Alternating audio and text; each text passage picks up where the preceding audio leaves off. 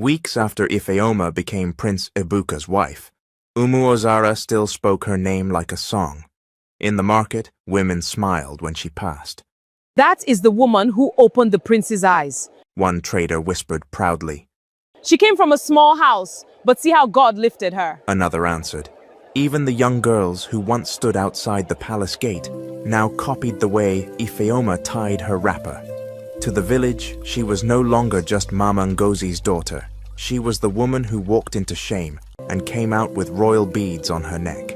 But inside the palace, celebration had a different face. The walls were polished, the floors shone, the servants bowed. Yet Ifeoma could feel eyes following her every step. Some elders greeted her with their mouths, not their hearts. One afternoon, she entered the inner courtyard, carrying a tray of kola nuts for the women's council. Before she reached the table, one elderly palace woman leaned toward another and whispered, "She walks softly, but softness does not make a queen." Ifeoma heard it. She pretended not to. Queen Nena sat upright at the head of the courtyard, dressed in coral beads and a deep green wrapper. She was Prince Ibuka's mother, a proud queen who had accepted Ifeoma in public, but still carried old palace habits in private. Ifeoma, a princess does not hold the tray like that. Lift your wrist. Slower. Let people see control. Yes, Mama. Ifeoma adjusted her hand. Yes, Mama. And when elders speak, do not answer too quickly. Royal women do not rush their words. Yes, Mama. And your wrapper must not drag behind you. This is not the market road. The other women watched. Ifeoma swallowed the sting in her throat. From the upper balcony, Prince Ibuka saw everything.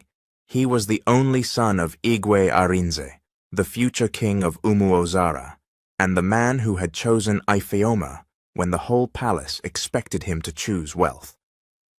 Later that evening, he found her near the back veranda, standing alone beside the flower pots. You heard them. I heard enough. Ibuka moved closer. You do not need royal blood to have dignity. But in this palace, people behave as if dignity must be inherited. Then let them learn. Inside the throne room, Igwe Arinze sat with two elders after the evening prayers. The king loved his son, but he also carried the fear of a ruler who knew that every private family matter could become palace business. One elder cleared his throat. My king, the village is happy today. But happiness must not blind the throne. Speak plainly. The prince has married for love. Good. But the royal line must continue. The king's fingers tightened around his staff. No one said Ifeoma's name. They did not need to. My kings and queens, did you notice that? Sometimes people do not call your name, but every word in the room is pointing at you. Far from the palace, in the Ezeani mansion, Adana had not forgotten anything. She stood before her mirror, staring at the expensive beads she had once imagined wearing as a princess. She was Chief Obina's daughter, the woman everyone expected to sit beside Prince Ibuka, until Ifeoma entered the story and changed everything. Her eyes burned, but she refused to cry. Behind her, Madame Chiamaka entered quietly. She was Adana's mother, elegant, proud, and dangerous when wounded. She looked at her daughter through the mirror. You have locked yourself in this room long enough. She is sleeping in the palace, Mama. In the room that should have been mine. Crying will not return the crown to this family. But she took everything from us! Then take it back. With power. Then what will? If the palace will not reject Ifeoma because of love, then they will reject her because of tradition. Adana stared at her mother. Outside, thunder rolled over Umuzara, but no rain fell. That same night, after Madame Chiamaka told Adana that tradition would be the weapon against Ifeoma, the Ezeani mansion refused to sleep. The compound was quiet, but not peaceful. The security lights shone over the tiled driveway. The fountain still poured water in the front yard. Servants had gone to their quarters. Chief Obina was away in his private study, speaking with business partners on the phone. But upstairs, in Adana's room, a different meeting was beginning. Adana sat at the edge of her bed, her eyes fixed on her mother. What do you mean by tradition? Madame Chiamaka stood near the window, watching the dark road beyond the gate. A palace can forgive many things, but it does not forgive a woman who cannot continue the royal line. Ifeoma is newly married. For now, Madame Chiamaka said. But patience becomes pressure when elders begin counting months. Mama, what are you planning? Before Madame Chiamaka could answer, a soft knock came on the door. Enter, she said. A young woman walked in, dressed in a neat cream gown, her hair packed simply, her face calm and respectful. This was Oluchi Mbanugo, Madame Chiamaka's niece and Adana's cousin from a respected titled family in a nearby town. In public, Oluchi spoke gently and lowered her eyes when elders talked, but behind that gentle face was a hunger she had never confessed aloud. She wanted palace life. She wanted to be called royal. She wanted people to stand when she entered a room. Adana looked at her with confusion. enter. Oluchi, what are you doing here this late? She is here because this matter concerns her too. Oluchi closed the door behind her. Auntie said there may be a way for our family to return to the palace. Our family. Madame Chiamaka walked between them. Listen carefully. If Ifeoma fails to give the palace a child, the elders will not stay quiet. They will ask for a second wife. When that time comes, your cousin's name will be placed before them. So she will get what was mine? Cousin, I am not your enemy. Do not be foolish, Adana. If Oluchi enters that palace, our blood enters with her. If Ifeoma falls, you have not lost completely. Ifeoma took the door from you. Let me enter through the window she forgot to close. The room fell silent. Besties, did you hear that? Some people do not fight because they love the man. They fight because another woman's happiness feels like an insult to their pride. Near midnight, a black car left the Ezeani mansion without headlights for the first few seconds. Inside sat Madame Chiamaka, Adana, and Oluchi.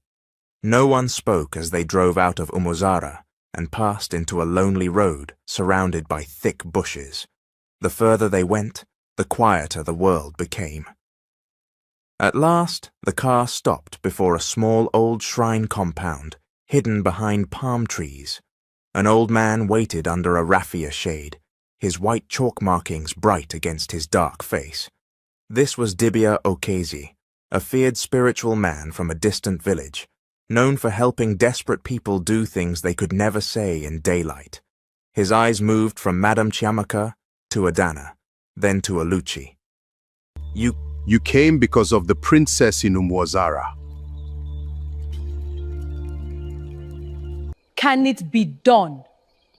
Anything can be touched, but when a woman's joy is tied, sorrow may enter more than one house. What does that mean? It means do not cry later if the road you open refuses to close. We did not come for warnings. Madame Chiamaka stretched out a brown envelope. We did not come for warnings. The old man looked at the envelope, then disappeared into the back room. When he returned, he held a small wrapped object covered in red thread. This will make the palace wait. They will count months. They will whisper. They will question her. Adana's hand trembled as Madame Chiamaka took it. On the way back, Adana stared at the wrapped charm in her mother's lap. What if this destroys everything? She whispered. Madame Chiamaka looked ahead. Everything was destroyed the day Ifeoma wore your beads. By dawn, Madame Chiamaka had already arranged for the charm to enter the path of Ifeoma's daily palace life. And in the royal palace, while Ifeoma knelt for morning prayers beside Prince Ebuka, she suddenly felt a cold wind brush the back of her neck. She turned. No one was there. Months after the cold wind brushed Ifeoma's neck during morning prayers, the joy in the palace began to change shape. At first, nobody spoke openly. They smiled when she passed. They bowed when Prince Ebuka stood beside her. They still called her our princess when villagers came to greet the royal family. But behind pillars, behind kitchen doors, behind half-closed windows, another question began to grow. Why was there no child yet? Ifeoma noticed it first during a women's ceremony in the palace courtyard. She wore a beautiful blue wrapper with coral beads around her neck. She had just helped Queen Nena receive the wives of titled men when one woman's eyes dropped to her stomach and stayed there too long. Then another woman looked, then another. Ifeoma's smile became heavy. Queen Nena noticed too. Her face stayed calm, but her fingers tightened around her fan. Later that evening, while Ifeoma helped arrange kola nuts in the inner sitting room, the queen spoke softly. "My daughter." Ifeoma looked up. "Yes, Mama." "Are you eating well?" "Yes, Mama." "Resting well?" "Yes." Queen Nena paused. "Has your body changed in any way?" Ifeoma's hands froze over the tray. The question was gentle, but it entered like a blade. "No, Mama," she whispered. Queen Nena looked away quickly, as if she regretted asking. "It is well." But the words did not comfort Ifeoma. That night, Prince Ebuka found her sitting on the edge of their bed, staring at nothing. He sat beside her. "Who spoke to you?" She gave a small laugh without joy. "Nobody has to speak loudly in this palace." Ebuka took her hand. "Look at me." She did. "You are not a failure." Her eyes filled. "I did not say I was. But you are beginning to hear them say it inside your own head." Ifeoma lowered her face. Ebuka touched her cheek gently. "Your worth is not tied to pregnancy. Not today, not tomorrow, not ever." She leaned into him, but peace did not stay long. The next morning, the elders gathered in the council room with Igwe Arinze.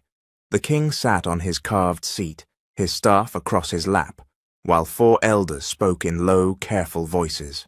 One of them, Elder Nwafor, cleared his throat. "My king, nobody wants to trouble the prince's marriage." Igwe Arinze looked at him. "Then do not trouble it." The elder bowed his head. "But love cannot protect a throne if there is no heir."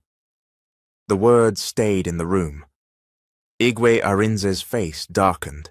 He was not a heartless father, but he was a king, and kings carried fears they could not always say in public. "Give them time," he said. Another elder answered, "Time can heal many things, my king, but time can also expose what people are afraid to name." From the doorway, Princess Urena Okorie entered quietly with palace documents in her hand. She was Ibuka's cousin, an educated royal woman, respected by the elders, because she knew tradition, spoke carefully, and never rushed into palace arguments. She bowed. "My king, forgive me. The queen asked me to bring these." Igwe Arinze nodded. Urena placed the documents down, but her eyes moved across the elders. She had heard enough to understand. "My king," she said carefully, "Ifeoma has shown grace since she entered this palace." Elder Nwafor looked at her.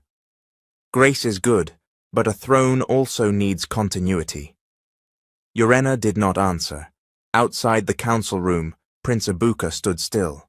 He had come looking for his father. He had heard everything. "My kings and queens, see how the matter is changing. Yesterday they praised Ifeoma as the woman who opened the prince's eyes. Today they are acting as if her own life must be examined by the whole palace." Later, Igwe Arinze called Ebuka into his private chamber. The king looked older than he had looked that morning. "My son," he said, "you know I love you." Ebuka's voice was cold. "Then do not say what I think you are about to say." Igwe Arinze sighed. "I am not asking you to stop loving Ifeoma. I am asking you to think like a future king." Ebuka stepped back. "So this is where it begins. This is where responsibility begins." "No, Papa. This is where people start punishing my wife for something she cannot control. The king's eyes flashed. Choose your words. Ibuka's voice lowered. I chose my wife. The silence between father and son became sharp. By evening, the whisper had reached Queen Nena's chamber. By night, it had entered the servants' quarters. And before the moon rose fully above Umuozara, the council had begun saying the words Ifeoma feared most, second wife. The morning after the words second wife began moving through the palace like smoke, Ifeoma woke with a heaviness she could not explain. Prince Ibuka was already standing by the window. His shoulders were tense, his hands were folded behind his back. He did not turn when she sat up. You heard them, she said quietly. Ibuka closed his eyes.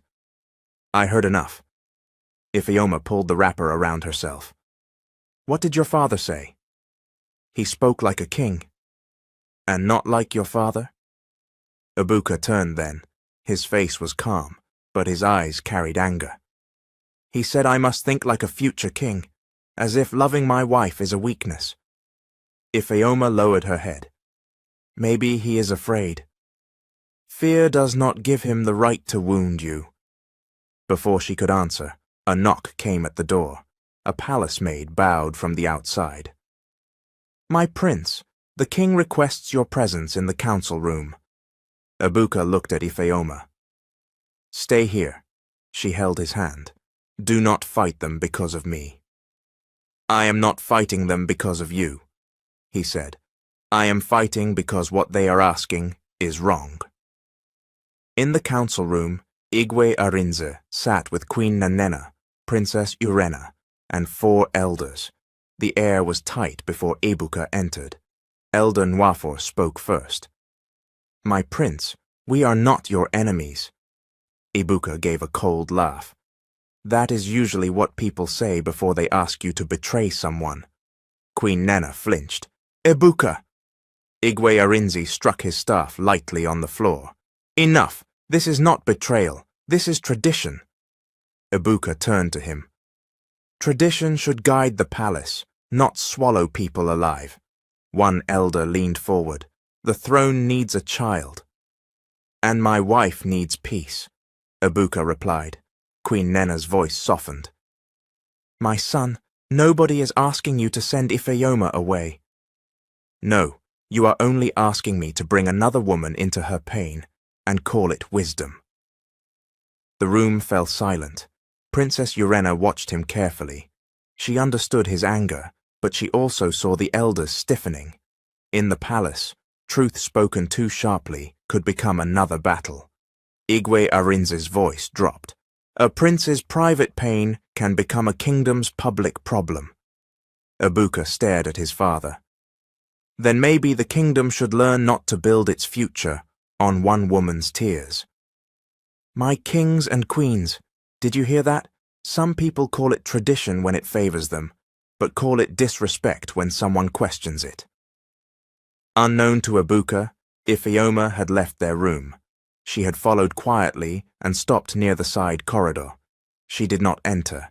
She did not need to. Every word reached her. Second wife, royal line, public problem. Her hand went to her chest. She walked away before anyone saw her tears.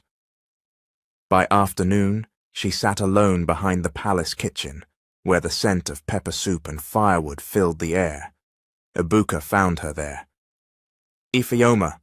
She wiped her face quickly. I am fine.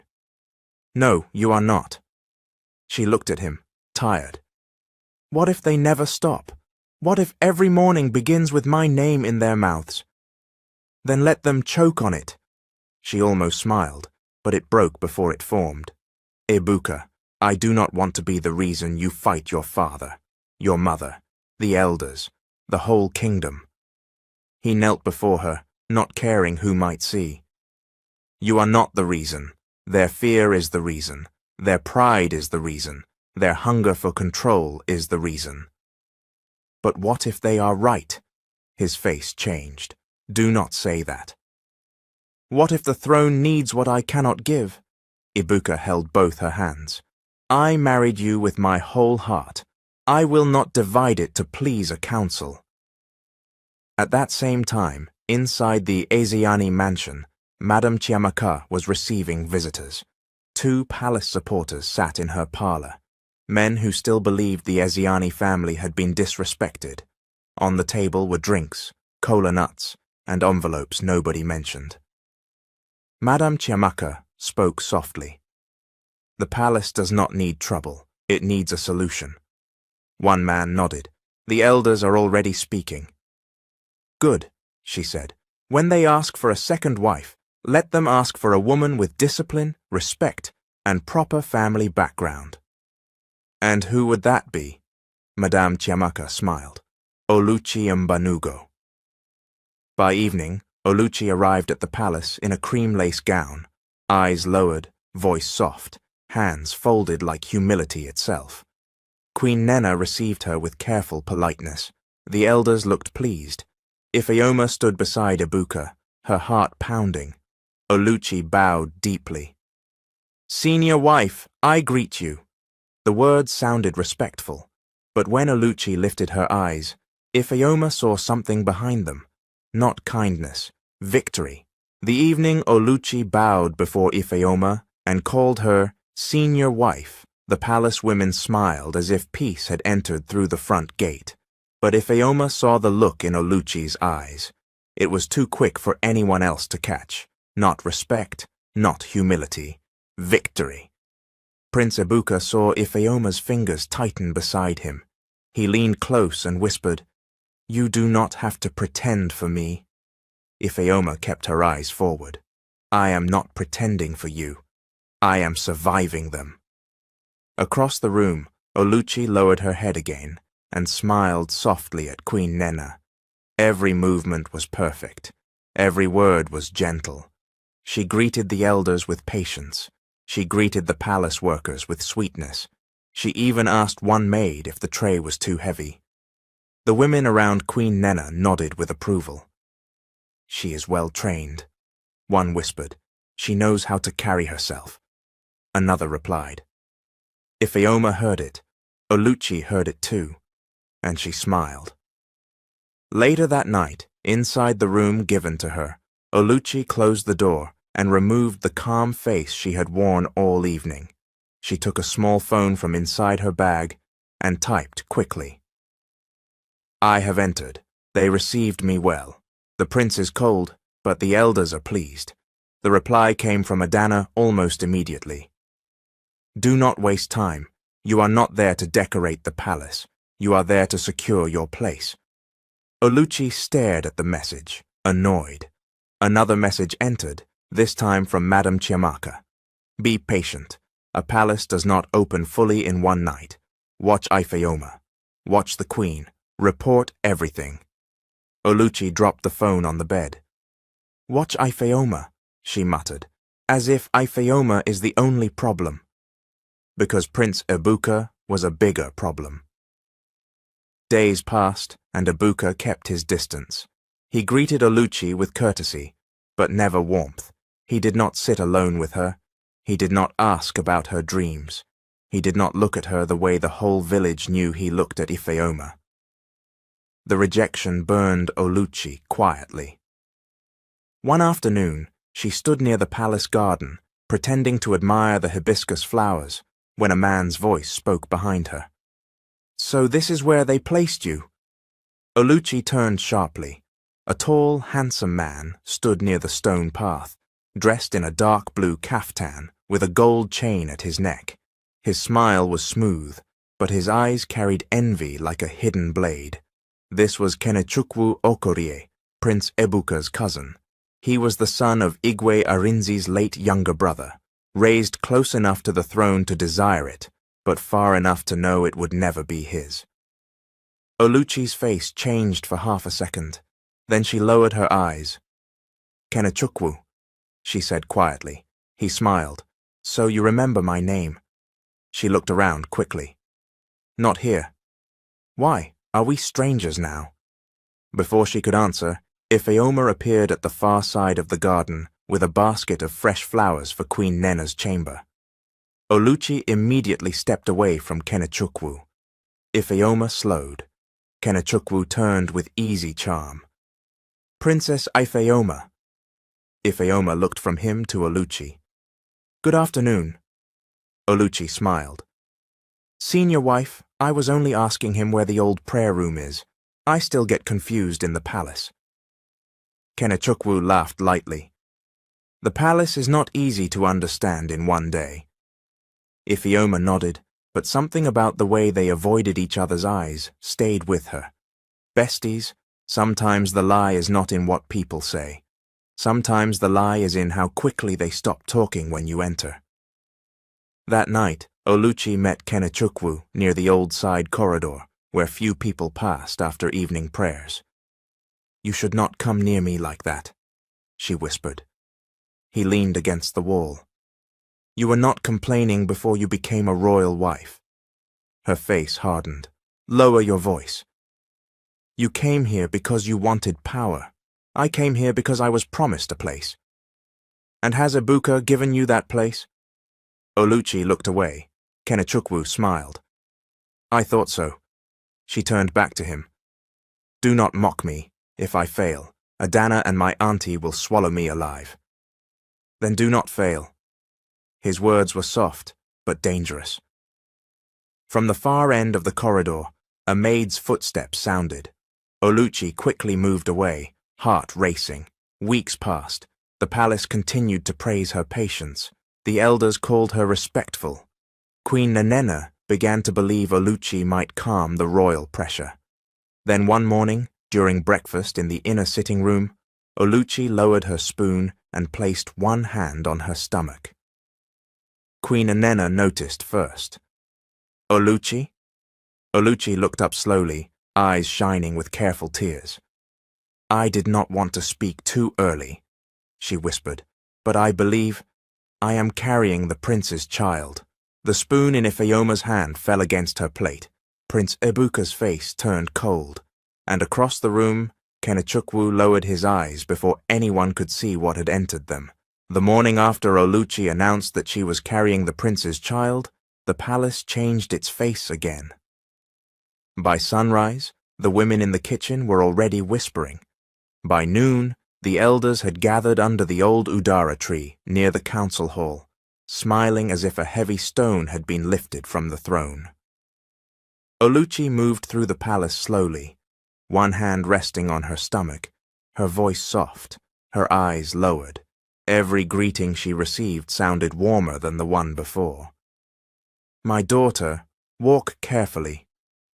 Do not stress yourself. The royal line has remembered us." Ifeoma heard everything. She stood beside Queen Anena during the afternoon prayers, wearing a calm face while the whole palace celebrated another woman for the thing they believed she had failed to give. Prince Ebuka stood beside Ifeoma, his jaw tight, when Elder Nwafor stepped forward and said, "At last, the throne has hope." Ebuka turned sharply. "My wife is standing here," he said. The elder bowed slightly. "My prince, I meant no insult." Ebuka's voice was cold. "Then choose words that do not carry one." Oluchi lowered her head, hiding the small smile that touched her lips. "My kings and queens, this is the kind of pain that does not shout." Ifeoma was not pushed out of the room, but every celebration around her was slowly moving her to the corner. That evening, Mama Ngozi came to the palace. She arrived with a small basket of fruits, dry fish, and herbs from the market. She had always been a hard-working woman, but that day, worry made her steps faster than usual. The moment Ifeoma saw her mother, her strength broke. "Mama," she whispered. Mama Ngozi opened her arms, and Ifeoma entered them like a child who had been holding back tears for too long. "Look at you," Mama Ngozi said softly, touching her daughter's face. "You are smiling with your mouth, but your eyes are tired." Ifeoma tried to laugh. "I am fine." Mama Ngozi pulled back and looked at her. Do not lie to the woman who carried you. Ifeoma looked away. They sat together in Ifeoma's chamber.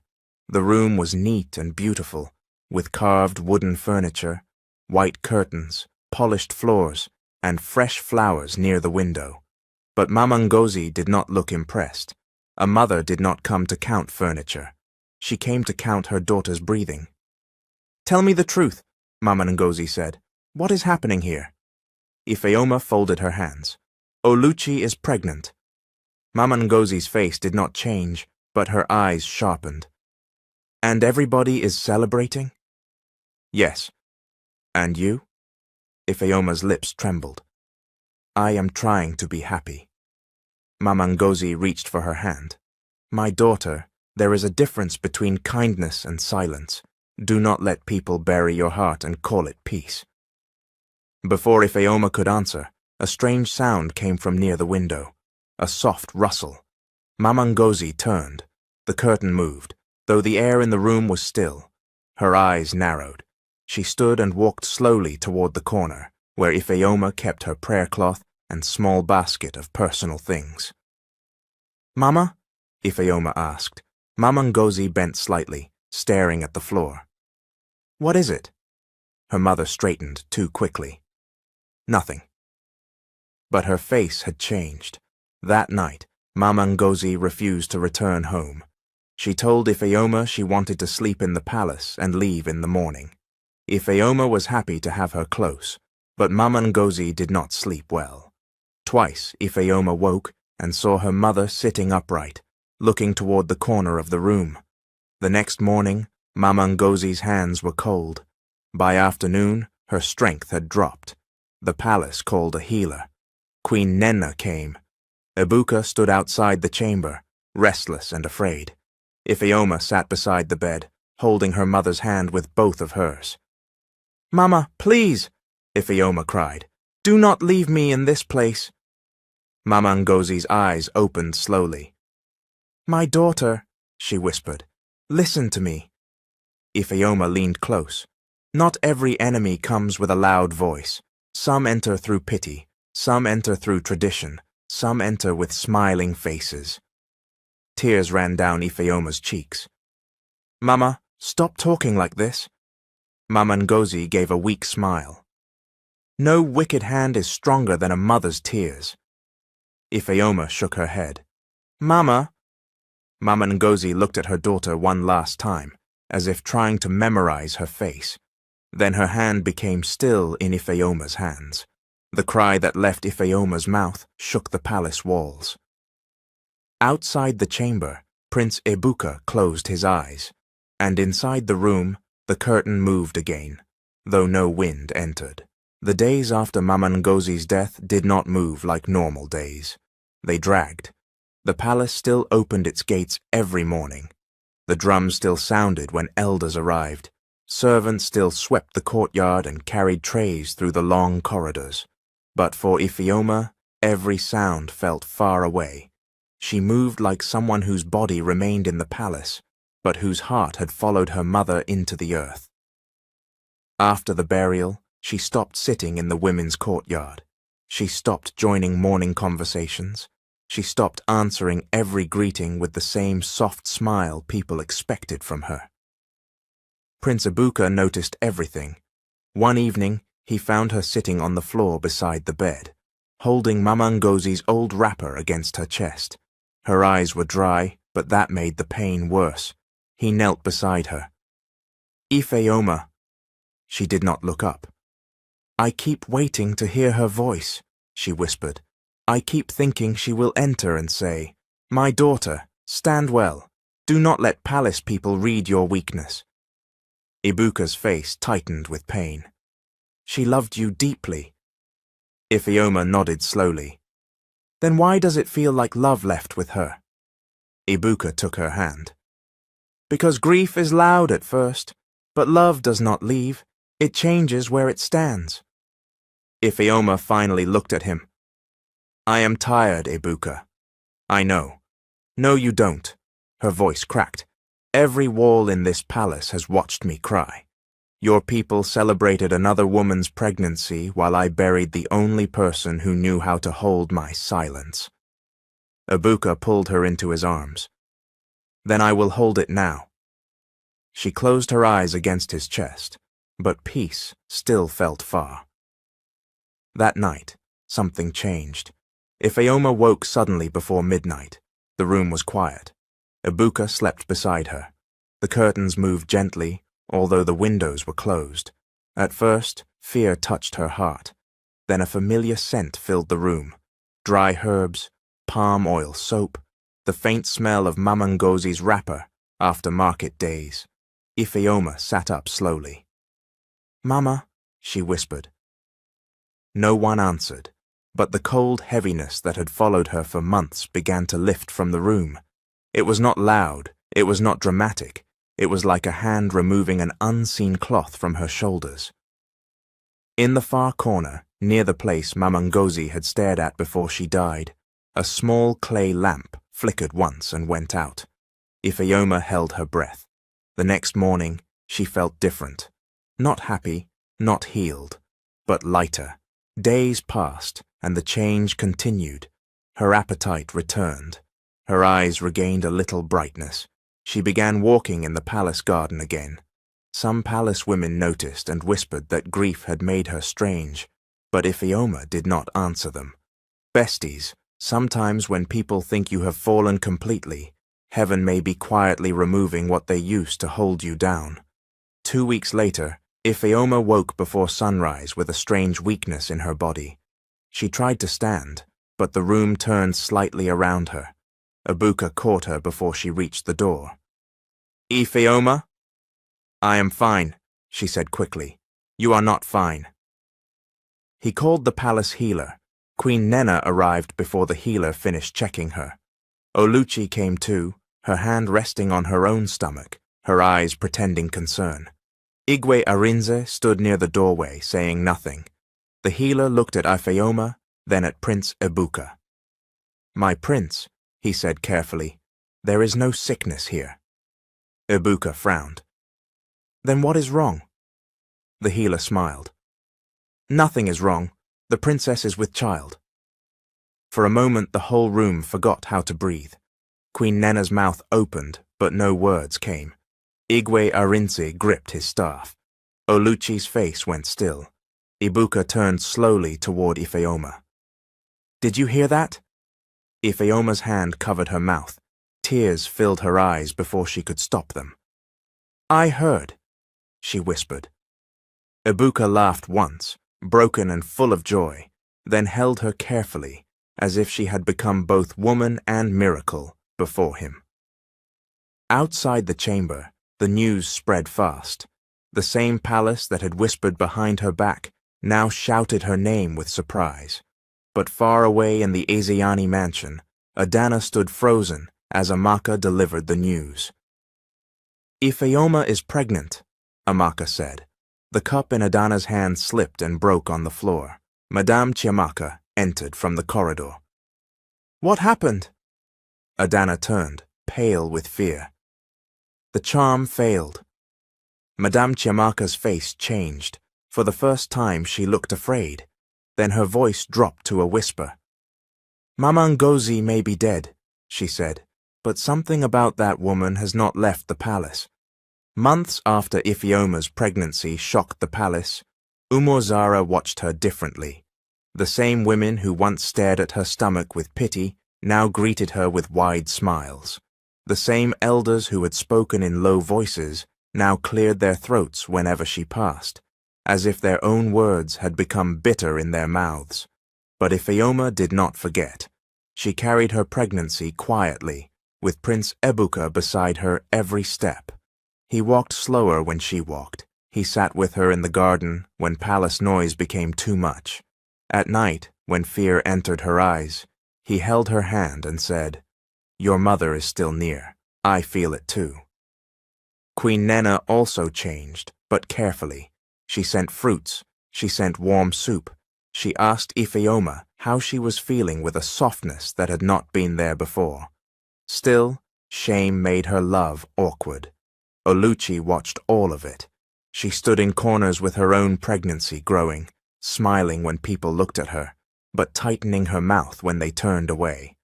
The palace that had praised her first was now whispering Ifeoma's name again. Adana heard every report from the Eziani mansion and grew restless.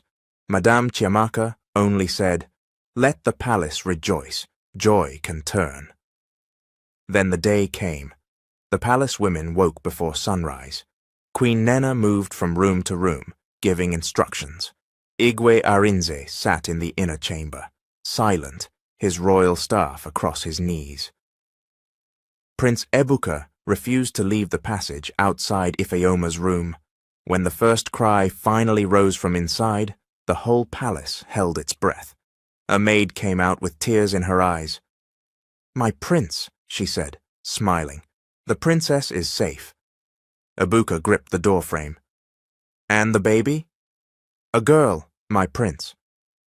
For 1 second, nobody moved. Then Ebuka laughed. Not a polite laugh, not a royal laugh. A deep, relieved sound that broke through all the tension in the corridor. He entered the room carefully and found Ifeoma lying tired but awake. Queen Nena stood beside her, holding the newborn wrapped in soft white cloth. Ebuka walked forward like he was approaching something sacred. "A daughter," he whispered. Ifeoma searched his face. "Are you happy?" His eyes filled. "Happy? Ifeoma, my heart is full." Queen Nena looked down, touched by his words, but outside the room, the palace was already dividing itself. Some women danced, some servants smiled openly, but near the courtyard, 2 elders stood apart. "A girl," one muttered.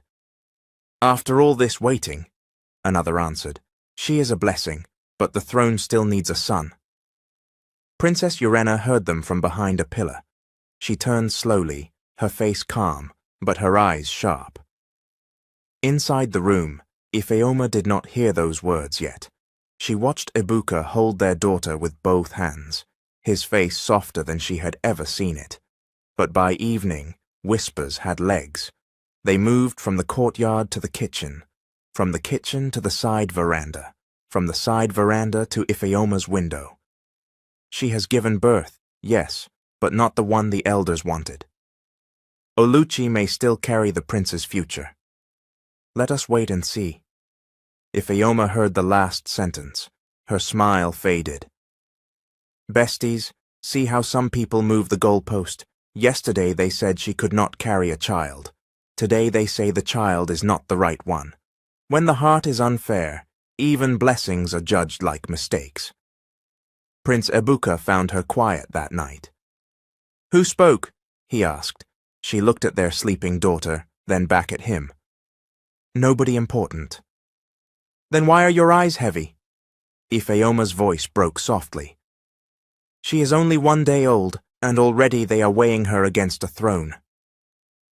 Ebuka stood and walked to the door. "Ebuka?" He did not answer. Minutes later, his voice thundered in the council hall. "No child of mine will be treated as less because she is a girl. If any elder believes my daughter is beneath his expectation, he should carry his expectation and leave my father's palace." Silence followed. Igwe Arinze looked at his son, then looked away, ashamed. Across the palace, Oluchi sat in her room, listening, her nails pressed into her palm. Ifeoma was no longer the barren wife, and that made Oluchi's place less secure. Later, Princess Urena passed Kenechukwu near the old corridor. He was staring toward Oluchi's room with a troubled face. Urena stopped. "Cousin." He blinked. "Princess." She smiled politely. "You were in the palace before Oluchi arrived, weren't you?" Kenechukwu's face changed. "Why do you ask?" Urena tilted her head. "No reason. I am only trying to understand the dates." Kenechukwu forced a laugh, but his eyes had already betrayed him. A few months after Ifeoma gave birth to her daughter, the palace quietly carried another matter behind closed doors. Oluchi's first pregnancy did not continue. Queen Nena kept the news private. because she did not want more shame to enter the palace. The elders stopped mentioning it openly, and Oluchi locked herself away for weeks, not because her heart was broken, but because the position she had gained was slipping from her hands. Kenechukwu stayed away from her room during that period, but Princess Urena noticed the fear that followed him whenever Oluchi's name was mentioned. Then, after some time had passed, and the palace had almost stopped speaking about Oluchi's lost pregnancy, another whisper entered the walls. Oluchi was pregnant again. After Princess Urena asked Kenechukwu one simple question about dates, the peace in the palace began to crack quietly. Kenechukwu laughed that day, but the laughter did not reach his eyes. From that moment, he avoided Urena. He stopped standing too close to Oluchi's room. He stopped appearing in the same corridor where she passed. But fear has its own smell, and Urena noticed. Oluchi noticed too. One evening, she cornered Kenechukwu near the back veranda after evening prayers. "You are making people suspicious," she whispered. Kenechukwu looked around. "I am making people suspicious? Urena is the one asking questions like a village judge." "Then behave normally," he scoffed. "Normal? You are carrying a child everyone thinks belongs to Ibuka, and you want me to behave normally?" Oluchi's eyes flashed. "Lower your voice." Before he could answer, footsteps sounded nearby. They separated quickly, but from the far end of the veranda, Urena stood half-hidden behind a pillar, watching without speaking.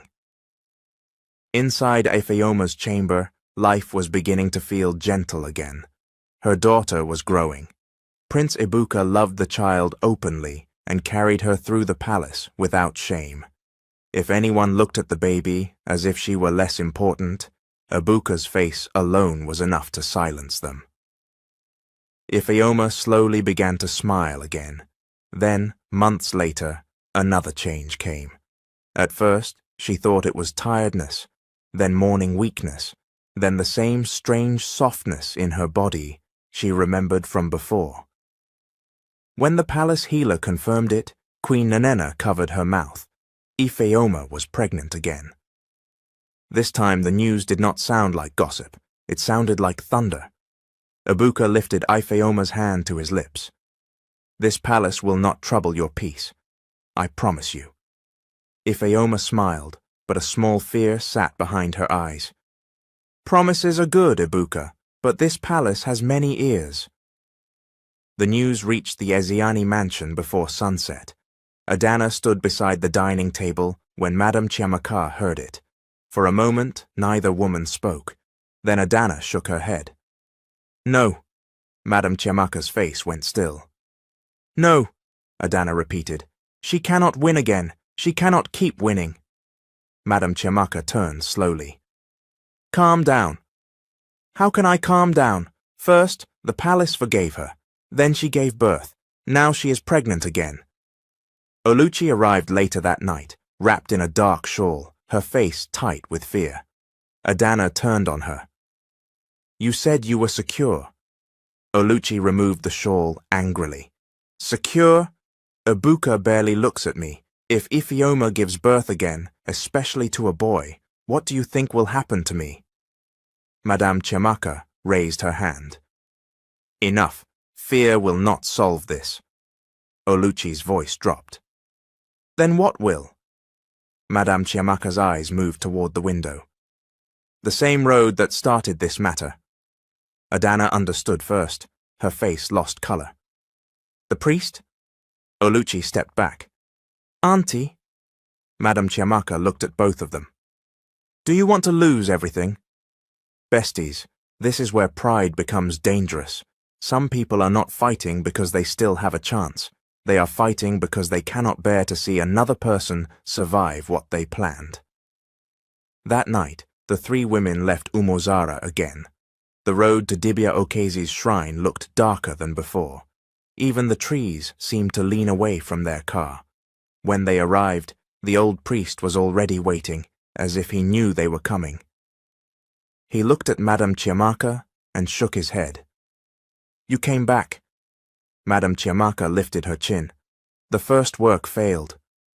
No, Dibia Okezi said quietly. Something stronger than my work stood for her. Adana swallowed. Can you do it again? The priest's eyes sharpened.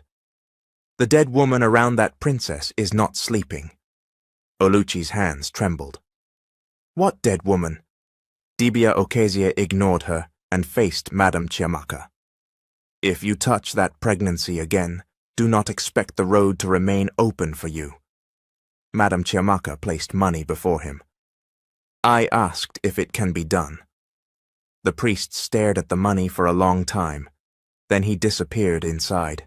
When he returned, he carried a small wrapped charm. This one must go near what she will eat, he said. But hear me well.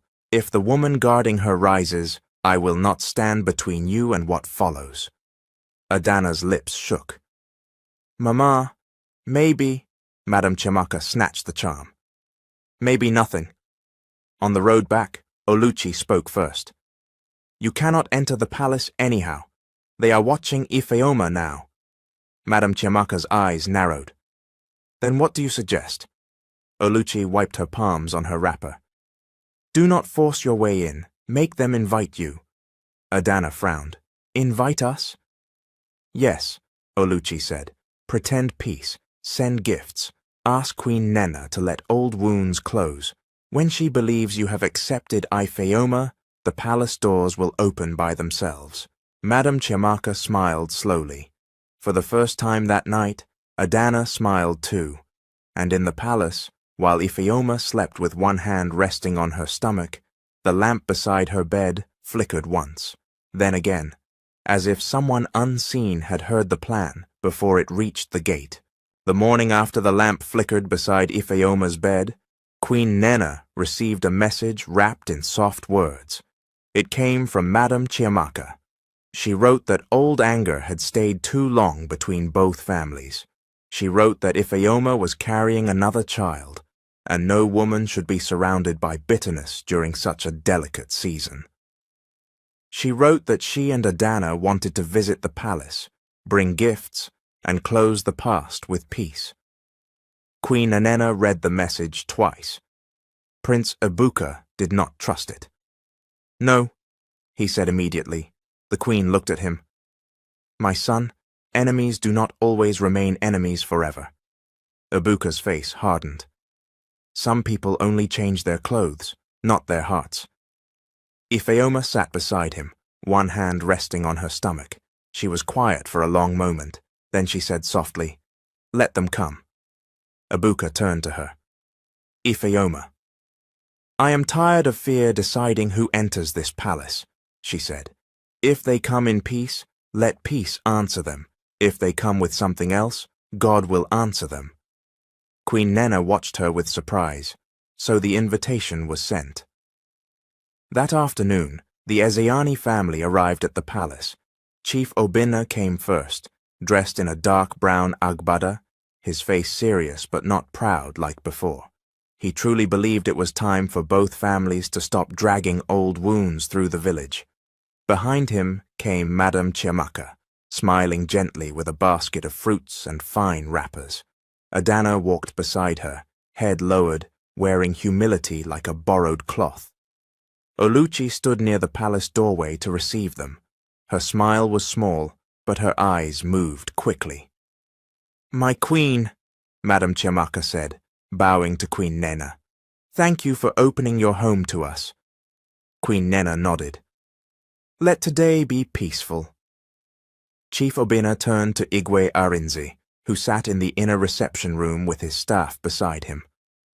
My king, Chief Obinna said, I came because families must not remain broken forever. Igwe Arinze studied him for a moment. Peace is good when it is clean. Madame Chiamaka's smile did not shake. That is why we are here. Besties, did you notice that? The sweetest smile in the room can still be the one hiding the sharpest secret. The palace prepared a quiet meal for the visitors. Not a feast, not a celebration, just a family table meant to show peace. In the kitchen passage, Oluchi moved like someone helping. "Let me carry the fruit bowl to the princess," she told one maid. "She should eat something fresh." The maid hesitated. "Queen Nena said her meal is already prepared." Oluchi smiled. "And fruit is not a crime." The maid handed it over. Near the side room, Madame Chiamaka and Adana waited. The moment Oluchi entered, her smile vanished. "Quickly," Oluchi whispered. "They will soon ask for her." Adana's hand shook as Madame Chiamaka brought out the wrapped charm. "Open the bowl," Madame Chiamaka said. Adana swallowed. "Mama, the priest warned us." Madame Chiamaka glared at her. "Do not become weak at the door of victory." She reached toward the fruit bowl. Then the room went cold. Not normal cold. A cold that entered the bones and silenced the air. The small flame in the corner lamp bent low, then died. Oluchi stepped back. "Auntie," a voice filled the room, soft, familiar, heavy with sorrow. "You touched my child once. You will not touch her again." Adana screamed and dropped the charm. The door shook by itself. Madame Chiamaka tried to grab the charm from the floor, but the red thread around it snapped open. A sharp wind swept through the room and pushed the three women backward. Adana fell to her knees. Madame Chiamaka clutched her arms. Oluchi stumbled against the wall, trembling. From the corridor, Ifeoma stopped walking. Her eyes widened. "Mama," she whispered. Prince Ibuka rushed behind her. "Ifeoma, stay back." But it was too late. The whole palace had heard Adana's scream. Queen Nena, Igwe Arinze, Chief Obinna, Princess Urena, and the elders hurried toward the side room. When the door opened, everyone froze. Adana and Madame Chiamaka were crying on the floor. Strange purple marks had appeared across their arms and necks, like the charm itself had turned against them. Madame Chiamaka shook her head wildly. "Forgive me, forgive me." Chief Obinna stared at his wife. "Chiamaka, what is this?" Adana cried harder. "Mama took me to the chief priest. We did it. We made Ifeoma look barren. We wanted the palace to reject her." Queen Nena covered her mouth. Ifeoma staggered, and Ibuka held her. Madame Chiamaka pointed at Oluchi. "She knew. She was part of it. We brought her in so our family would enter the palace again." Oluchi gasped. "Auntie!" Princess Urena stepped forward, her eyes fixed on Oluchi. "And the child you carry?" Oluchi's lips parted, but no sound came. Kenechukwu appeared at the doorway, pale. Urena turned slowly toward him. "Answer, before silence answers for you." Oluchi broke down. "It is not the prince's child," she whispered. "It is Kenechukwu's." The room became still. Igwe Arinze gripped his staff like it was the only thing keeping him standing, and Ifeoma, with tears running down her face, looked toward the dead lamp in the corner, because for one moment she knew her mother had stood in that room. The morning after the charm turned back inside the palace, Umuzara did not wake with drums. It woke with shame. The side room where Adana, Madame Chiamaka, and Oluchi had confessed was now guarded by palace men. Igwe Arinze sat in the council chamber with his staff across his knees, but his hands were not steady. Queen Nena stood near the window, her face wet with tears she did not try to hide. Prince Ibuka stayed beside Ifeoma. He had not left her side since the night before. Ifeoma sat quietly, one hand on her stomach. She had heard the confession. She had heard how they tried to close her womb. She had heard how they returned again to stop the child she was carrying. But the deepest pain was not the charm. It was the truth that people had watched her cry and still continued. Igwe Arinze lifted his head when Chief Obinna entered. The rich man looked older overnight. His shoulders had fallen. His eyes moved from the king to Ifeoma, then to the floor. "My king," Chief Obinna said, voice low, "I came to answer for my house." Before Igwe Arinze could speak, a cry rose from the inner room. Madame Chiamaka! Everyone turned. A palace woman rushed in, trembling. My king, Adana is fading. Chief Obinna staggered back. No! Madame Chiamaka's cry came again, louder this time, broken and wild. They all hurried to the room. Adana lay weak on the bed, her breathing faint. The strange purple marks from the charm had spread across her skin, but her face no longer carried pride. It carried fear. It carried regret. Madame Chiamaka held her daughter's hand and shook her head again and again. Adana, open your eyes. My child, please, open your eyes. Adana's lips moved. Mama, I am here, Madame Chiamaka cried. I am here. Adana's eyes moved slowly toward Ifeoma. For one moment the room became still. I wanted your place, Adana whispered, but I lost myself. Ifeoma's throat tightened. Adana looked back at her mother. Mama, why did we not stop? Madame Chiamaka broke down completely. I thought I was fighting for you. I thought I was helping you rise. Adana's fingers loosened in her mother's hand. Then her eyes closed. Madame Chiamaka screamed. Not the proud cry of a rich woman who had lost status. The cry of a mother who had watched her own ambition take her daughter away. Besties, this is where pride becomes a grave lesson. Some battles are not worth winning, because by the time the heart understands, the thing it was fighting for has already turned to ashes. Chief Obinna covered his face. When he finally spoke, his voice was broken. I wanted my daughter to wear royal beads, he said, but I never told her to stain her hands to get them. He turned to Ifeoma and bowed his head. My daughter, I wronged you. Even when I did not know everything, my pride opened the road. Forgive me if your heart can. Ifeoma did not answer quickly. Then she said, Chief Obinna, I leave judgment to God, but this palace must never again allow pride to sit where truth should sit. Igwe Arinze stood slowly. His voice shook. I pressed my son. I listened to elders more than I listened to mercy. My fear for the royal line opened my doors to disaster. He turned to Ebuka. My son, forgive your father. Ebuka's eyes were hard, but his voice was calm. Forgive Ifeoma first. The king faced Ifeoma. My daughter, forgive me. Queen Nena came forward and knelt before Ifeoma. I called you daughter with my mouth, she said, crying, but I still allowed tradition to measure your pain. I am sorry. Ifeoma held her tears in silence. Then the council gave judgment.